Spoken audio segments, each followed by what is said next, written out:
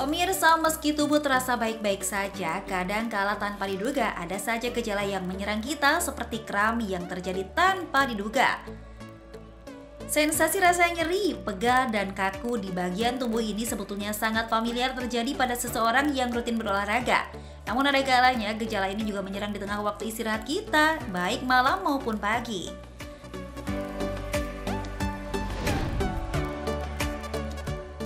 Kram biasanya menyerang pada bagian kaki, mulai dari telapak hingga paha. Ada pula yang merasakannya di area pencernaan seperti usus atau dialami wanita saat sedang datang bulan, yang disebut dengan kram usus. Saat gejalanya menyerang, kita sering disarankan untuk mendiamkan saja area nyeri tersebut, dengan alasan agar kram tak datang kembali. Namun, ada pula yang berupaya mengobati kram dengan memberi olesan minyak hangat agar nyerinya berkurang.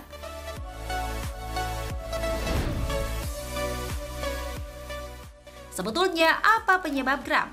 Bagaimana cara mengatasinya? Betulkah kram terjadi akibat kurang mengkonsumsi air putih? Hidup Sehat akan mengupas informasinya untuk Anda sesaat lagi.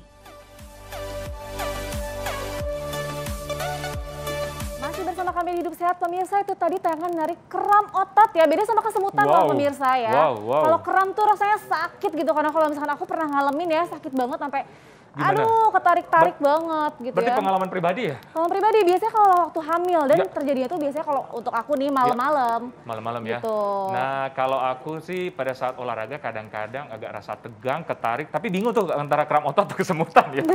Iya, berarti atau capek kali ya. Nah, kita langsung saja membahas mengenai kram otot bersama Dr. Herwindo Ridwan, spesialis ortopedi. Selamat Apa kabar, dokter? Ya, baik, alhamdulillah. Ya, jarang kram berarti dokter ya?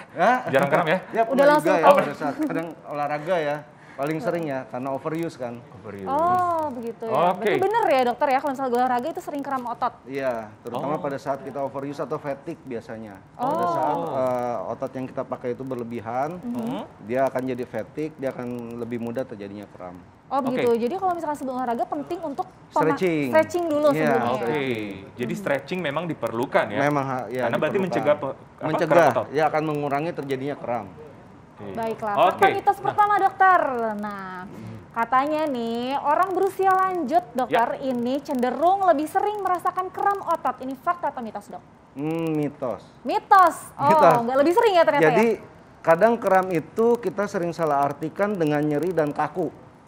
Ya, yang faktanya adalah sebenarnya kram itu adalah kontraksi otot yang terus-menerus ya karena imbalance dari kontraksi dan relaksasi dari otot tersebut.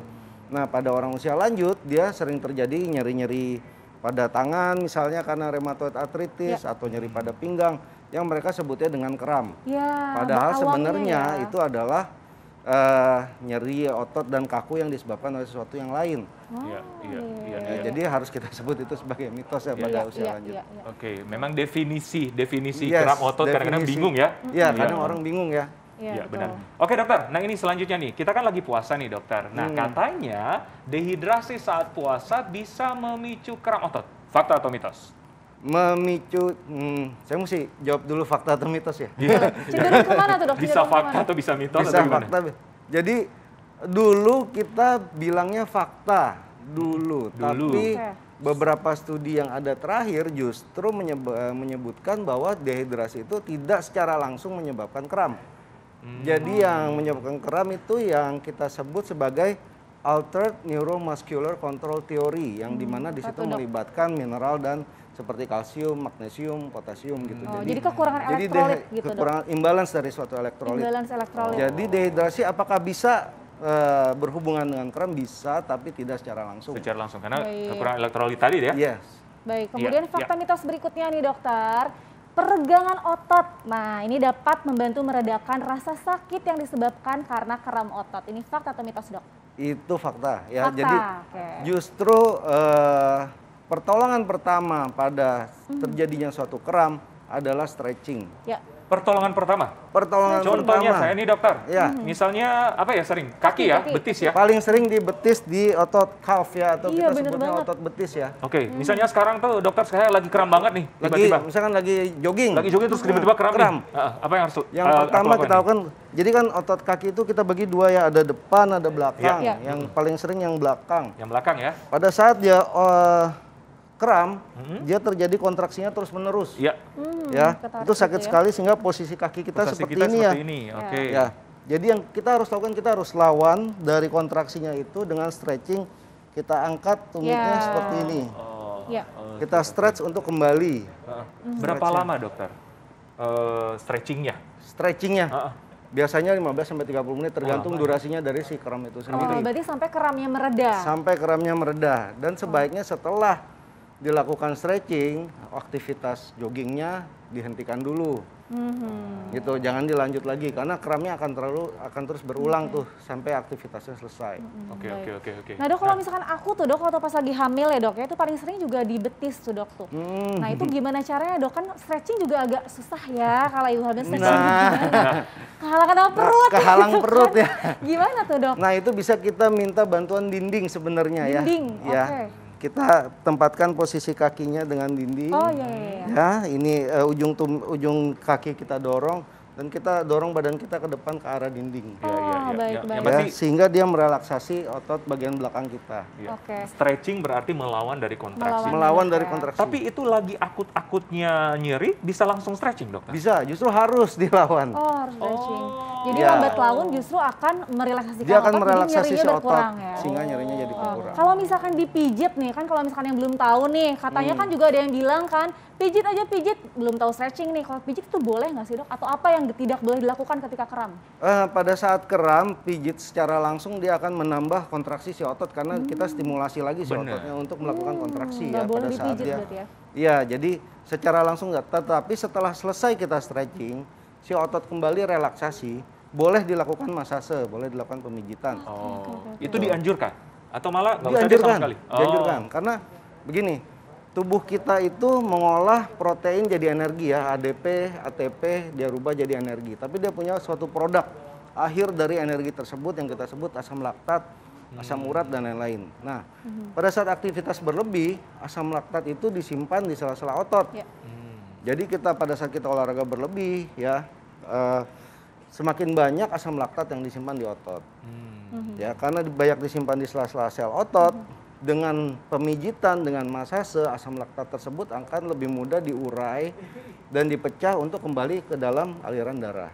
Baik dokter. Baik Pak. Jadi pada saat relaksasi, dia lakukan masase, ya memang boleh dan dianjurkan ya. Tapi sebaiknya dilakukan oleh tenaga profesional. Tenaga profesional, baiklah. Nah pemirsa, kita masih akan banyak membahas tentang kram otot, tapi sebelum itu kita lihat dulu fakta otot manusia berikut ini. Ya pemirsa, kembali bersama kami di Hidup Sehat. Nah, masih membahas mengenai kram otot.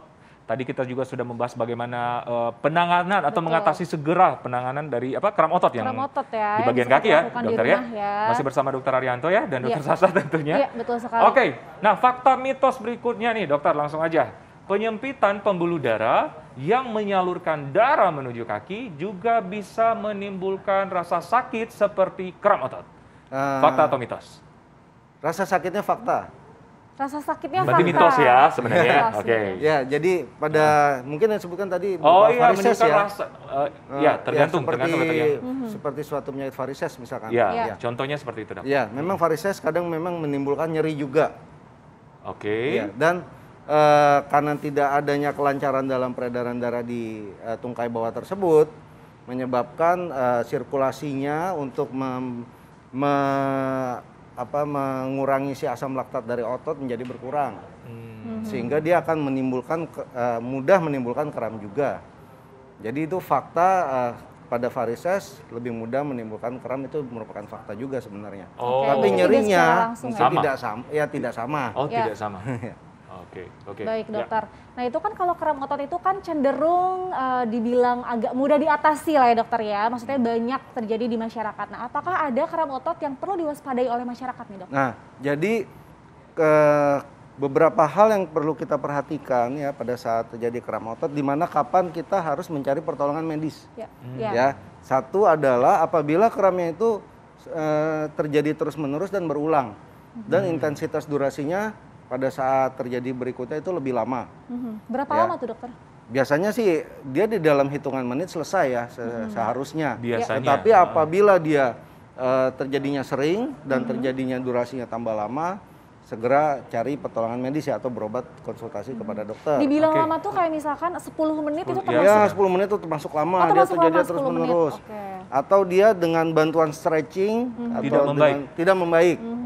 Ya itu juga harus cari bantuan dokter. Atau terjadi suatu perubahan warna pada kulit sekitar terjadinya kram ya, berupa kayak tanda-tanda peradangan yang kita kenal, ada hiperemis, adanya idem pada daerah yang terjadi kram tersebut. Bengkak ya dokternya, bengkak, perubahan warna kayak misalkan merah gitu ya. Kemerahan. Lebih hangat dari biasanya. Lebih hangat dari biasanya ya. Sebaiknya segera cari konsultasi kepada dokter. Mungkin ada underlying atau ada penyakit penyerta lainnya yang dapat memicu terjadinya kram tersebut.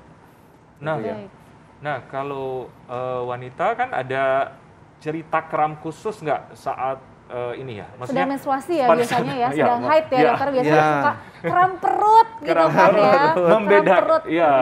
Gimana dokter itu? Pada menstruasi ya? Ya menstruasi itu yang terjadi adalah ketidakseimbangan hormon pada saat menstruasi yang menyebabkan juga ketidakseimbangan elektrolit. Ya itu juga dapat menimbulkan, mempermudah terjadinya kram. Nah katanya dok berhubungan dengan yang lagi haid ya dok ya, untuk wanita nih katanya minuman-minuman bersoda. Nah ini dapat mengatasi si kram ini betul nggak sih? Itu belum dapat dibuktikan ya mitos antara minuman bersoda. Ya, jadi saat ini sih kita mungkin sebutnya sebagai mitos ya, bahwa minuman bersoda mengurangi kram perut. Karena seperti tadi kita bilang, kadang pada nyeri haid ya yang haid kan memang nyeri ya. Betul. Itu kadang disalahartikan sebagai kram. Kram pada itu nyeri ya dok ya? Pada itu nyeri. Iya. Nah oke, dokter, nah ini nih terakhir nih tips bagaimana mengatasi ini, dan ada kan beberapa kasus yang penyebab kram otot tidak diketahui. Nah gimana tipsnya dokter? Bagaimana cara mengatasinya? Tipsnya untuk yang sering olahraga ya. Tips pertama lakukan stretching. Pada saat olahraga, stretching otomatis wajib ya. Kedua ya stay hydrated ya. Jadi hindarin yang seperti tadi kita bilang, dehidrasi menyebabkan imbalans elektrolit. Jadi kita konsumsi elektrolit ya. Konsumsi elektrolit itu banyak ya sebenarnya, dari yang kita konsumsi tiap hari itu sudah cukup. Sudah mencukupi ya? Sudah mencukupi ya, mengandung sayuran, kacang-kacangan, dan yang banyak terdapat di buah itu di pisang ya. Di pisang ya. Yang kita untuk kram itu kadang kita taunya elektrolit itu cuma natrium, kalium, magnesium. Sebenarnya ada satu lagi namanya potasium ya. Itu bagus banget untuk kram otot. Banyak terdapat di pisang ya.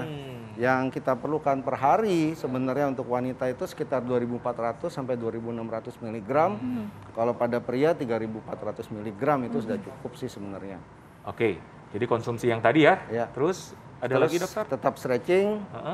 Dan apabila kita jumpai tadi hal-hal yang kita sebutkan tadi, segera berobat. Segera itu yang paling penting ya. Jangan dipendam sendiri gitu. Pemirsa ya, berusaha untuk ini kayaknya bakal hilang nih, tapi kalau sudah lama udah langsung ke dokter aja ya. Cari pertolongan ya. Cari pertolongan. Sekali. Oke. Terima kasih banyak dokter penjelasannya dokter. Terima kasih dokter, dan tadi mengakhiri ya, mengakhiri segmen kita kali ini sudah 1 jam ya. Jadi tetap saksikan Hidup Sehat setiap Senin sampai Jumat jam 9 pagi di TV One. Saya Dr. Sabrina Raisa. Saya Dr. Ekles, Indonesia Hidup Sehat.